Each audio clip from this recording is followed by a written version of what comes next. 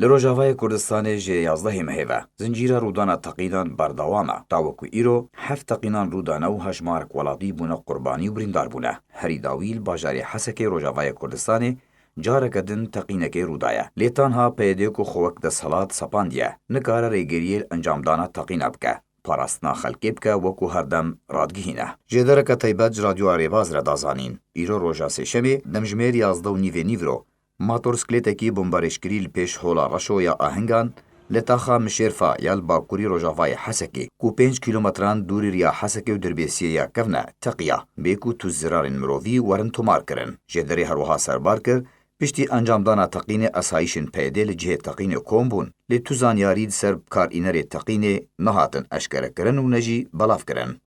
Bêguman ev nehezên Kurd da vî karî dikin ku tariya mayî jî millet birevin, henaber bibin, koçber bibin û tirskarin evê wilo. Vî karî dikin ji bo wek me got tariya mayî jî xel birevin û derkevin ji derve û welat vala bimîne. Dibe got pêrewê rejîmê bin, dibe got pêrewê Tirka bin. Dibe got hinekî dibin alîkarê wan bin. Ji ber ku êm dilê min bi rastî xera nabe got evana Daeş bin. Ji ber Daeş ew xwe teqînin ji bo herin cunetê. Ama ev kesê din hinin dinin nehezin Kurdan e dijminê milletin dixwazin ku tim tirs di nava millet de be ji bo serê xwe li ber wan biçimîne. Her divê derbarê de jêderna xwecihî ji bajarê Hesekê Rojavayê Kurdistanê roja çarşema borî jî hevdehê ma heftan danezanîn ku otomobîleke bombakirî ji cûrê Suzuki li nêzîkî rêbendeke peyedê li nêzî kargeha sêramîkan li taxa Xwêran teqiya.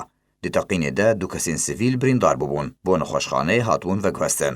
Serbarî rûdana ziyanên madî li cihê bûyerê. Teqîna îro li Hesekê Rûdayî a pêncana 11 mehêve ku rûdû de bê ku tawanbar werin girtin û naskirin. Beriyan hajî roja pênşemê 11 ma heftan zincîrek teqîn lê Hesekê Qamişlo navenda Efrîna Rojavayê Kurdistanê rûdan. Ev demeke li bajarên Rojavayê Kurdistanê teqîn biriya otomobîl motorsikletên bombakirî çêd bin ku hin ji wan terorîstên Daişê xwe girtin lê piraniya xwe ve encama wan teqînan de welatiyên sivîl dibin qurbanî. Serbarî koçdestpêka şerê Efrînê û tanha jî bi dehan welatî bûne qurbaniya teqînên mayînên çandî yên peyedê û grûpê çekdar.